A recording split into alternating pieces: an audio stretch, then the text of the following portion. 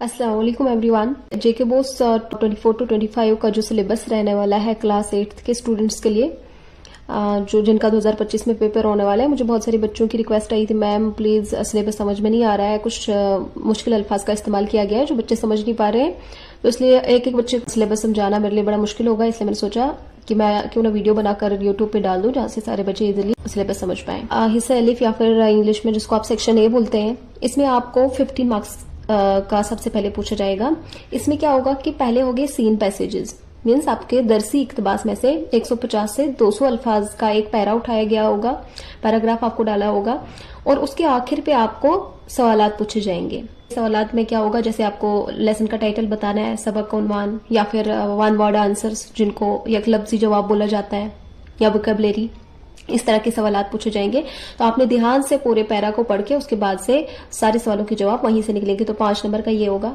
उसके बाद आपकी किताब में शामिल जो नज़में हैं उनमें से भी नज़म का सबक में से क्वेश्चंस पूछे गए हैं, इसी तरीके से नज़म के भी पूछे जाएंगे। नज़म का टाइटल या नज़म किसने लिखी है, या इस नज़म शेर पूछा होगा, इस बंद का क्या मतलब है, इस तरह से 5 नंबर हो जाएंगे आपके। उसके बाद आपको पूछा जाएगा सवाल होगा जिसके आखिर में कसीरुल इंतखाबी सवालात, मतलब मिसाल कि कोई एक पैरा लिया होगा, एक पैरा आपको दिया गया है, ठीक है, और बाद में क्या है कि बीच में खाली जगहें डाली हुई हैं। आपने उस पैरा को बहुत अच्छे से पढ़ना है, ध्यान से पढ़ना है, बाद में खाली जगहों को आपने पुर करना है। मिसाल के तौर पर मैंने यहाँ पर एक जो पिछले साल पूछा भी गया था पेपर में, मैंने वही जुमला उठा करके यहाँ पर डाला हुआ है।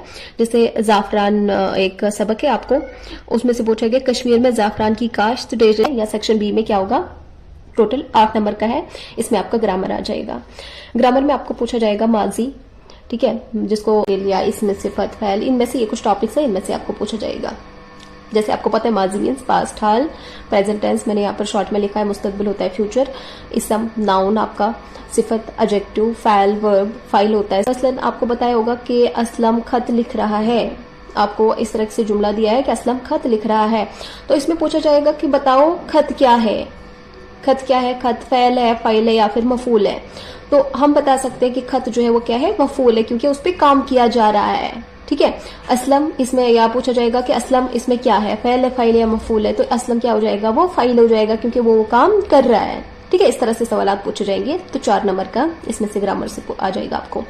उसके बाद आपको जिद अजदाद, जैसे जिद अजदाद होता है, अपोजिट वर्ड्स लिखने हैं, या फिर वाहिद जमा, मुजक्कर मोनस या रमूज औकात लिखना है, तो ये भी 4 नंबर का हो जाएगा। टोटल ग्रामर आपका यहाँ से 8 नंबर का हो गया। फिर आपसे पूछा जाएगा कि हिस्सा जीम लिखने की सलाहियत, ये 12 नंबर का होगा। आपको इशार दिए होंगे या तस्वीरें दी होगी, तो इशारों या फिर तस्वीरों की मदद से आपने 150 से 200 अल्फाज पर मुश्तमिल किसी एक मौजू पर मजमून लिखना है, ठीक है। सपोज कि आपको एक पैरा दिया गया है, उसमें बताया गया है कि किसी रिवर का बताया गया कि इसमें कूड़ा किरकट डाला गया है या ये है, तो आपने उससे समझ जाना है कि आपको क्या लिखना है, वाटर पोल्यूशन पे लिखना है, या कोई इसी तरीके का दूसरी कोई हिंट दी होगी, तो उस हिसाब से आपने मजमून लिखना है।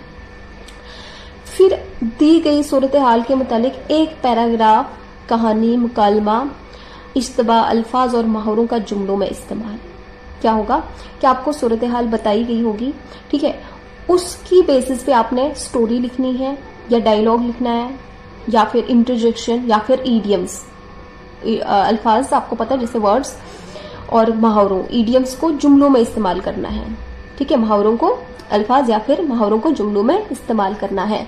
जैसे काबिल, फॉर एग्जाम्पल मैं बोलती हूँ काबिल, तो काबिल क्या है, उसको जुमले में किस तरह से इस्तेमाल करना है। तो आप किसी इंसान का नाम बोल सकते हो, वो बहुत काबिल शख्स है, या कोई मुहावरा दिया है तो उसको जुमले में इस्तेमाल करना है। इस तरह 3 नंबर का आपको पूछा जाएगा।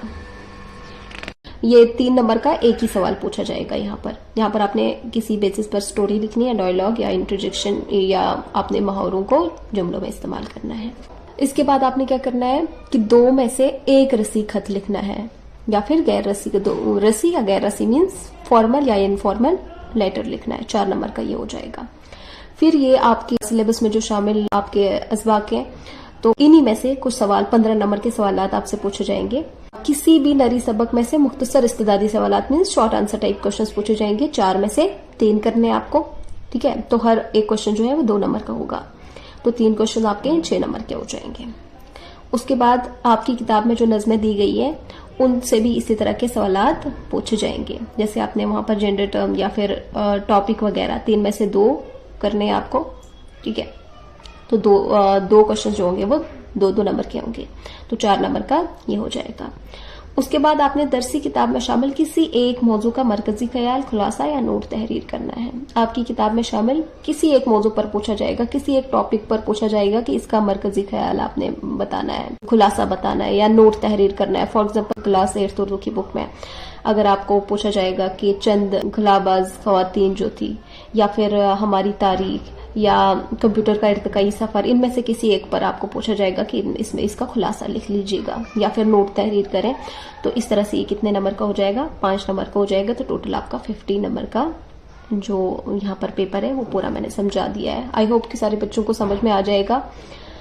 مجھے کمنٹ میں ضرور بتائیے کہ آپ کو سمجھ آیا یا نہیں آیا. امید ہے کہ یہ ویڈیو سارے بچوں کے لیے جو بھی فائنل ٹرم کا ایگزام دینے والے ہیں ان کے لیے کافی مفید ہوگی. اور اگر کسی بچے کو کہیں پہ کوئی ڈاؤٹ رہا ہے, سمجھ میں نہیں آیا, تو پلیز مجھے کامنٹ سیکشن میں بتا دیں. شکریہ, اللہ حافظ.